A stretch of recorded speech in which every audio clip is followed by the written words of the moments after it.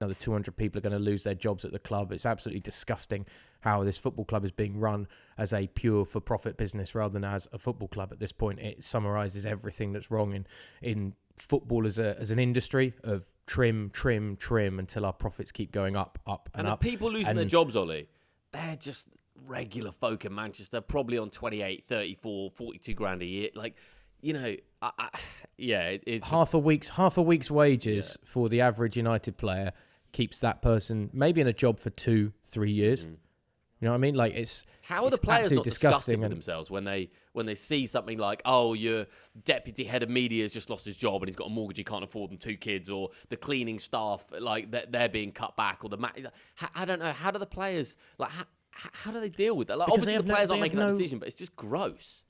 But they have no attachment to the club. You know, gone are the days, and it happens every so often with some players and some people at clubs where, you know, but used to hear so many stories about, Brian, who's always in the press room. You know, he's the one that just makes sure the press have got their teas and coffees, and he does the same for the players when they come into the dressing room. And everybody loved old Brian, and he's picking up a salary of, you know, 37 grand a year or something like that, just to be part of a club that he's loved, and he's seen every game, and they let him go and watch the game from just behind the stands and all that.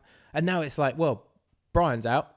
He's costing us way too much. Players can make their own money, make their own tea and coffee. So he's gone.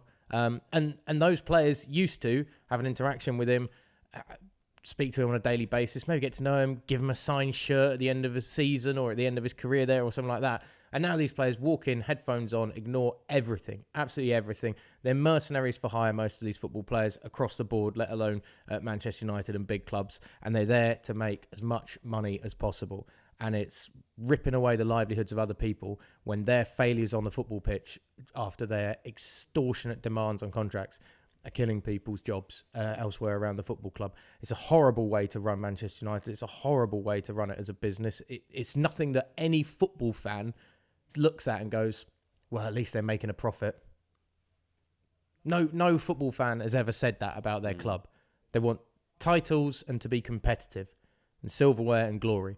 Not, well, we've cut costs by 70 grand a year, so should mean a Tottenham fan said to me, you know, we left White Hart Lane, we were in a title race, and now, you know, we got this brand spanking new stadium, and Tottenham are a different case to Manchester United, by the way, because they're actually run very sustainably, very intelligently, very cleverly as a football club. Just on Man United quickly, Ollie.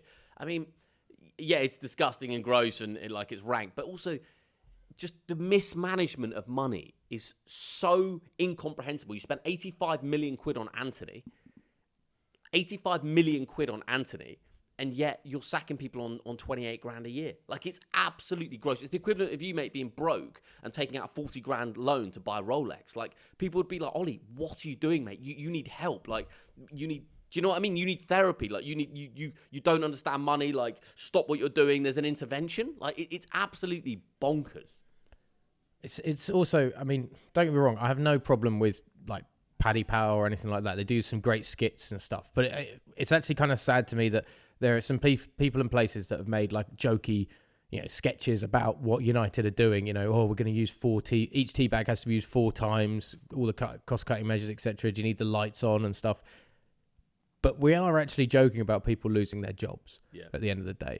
And yeah, it's funny to see perhaps the downfall of a big club like Manchester United, but it's not really funny to hear about Brenda in the tea room, who has been there for 25 years and is now going to be looking for employment elsewhere and stuff like that. I mean, it's ugly.